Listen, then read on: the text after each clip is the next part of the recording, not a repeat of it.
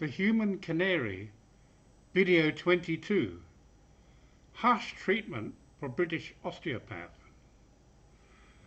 In other countries outside of the US, such as the United Kingdom, France, Australia and New Zealand, osteopaths are registered and regulated by law as therapists but are not allowed to practice medicine. In Germany, osteopaths trained in the US can practice as a physician. As an aside, in the UK, according to the NHS, there's no difference between a podiatrist and a chiropodist, but podiatrist is a more modern name. Interestingly, in the UK, the General Osteopathic Council, the GOC, appears to wield a big stick over its members.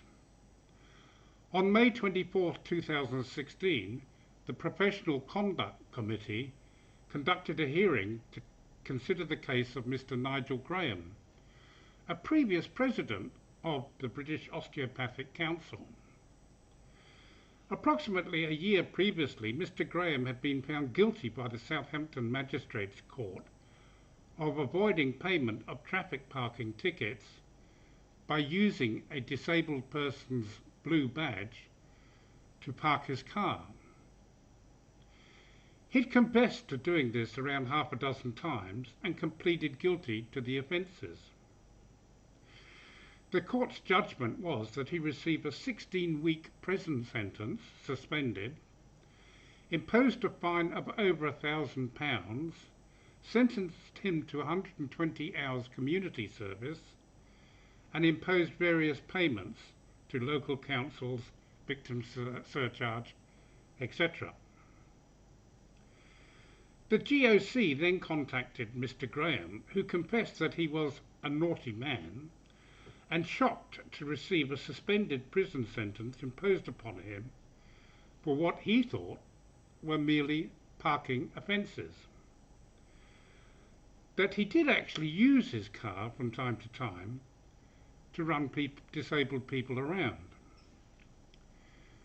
The Professional Conduct Committee of the GOC, the General Osteopathic Council, felt Mr. Graham's conduct had undermined public confidence in his profession, brought it into disrepute, and compromised its standards in an egregious way, which clearly had his relevance to his practice, his fitness to practice as an osteopath.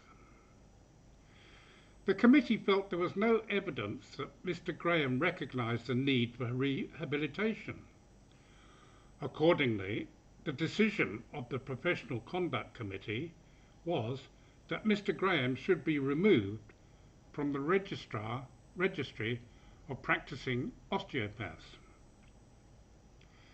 One can't help wondering what the outcome would have been if Mr. Graham had been a medical practitioner and his case was heard by the Disciplinary Committee of the General Medical Council, assuming they would consider the offence fell within their remit.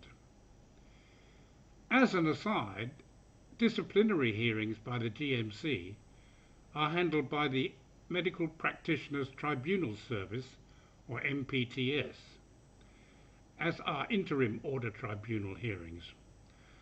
A list of the cases the MPTS have considered, together with the details of individual cases, can be seen at the link below.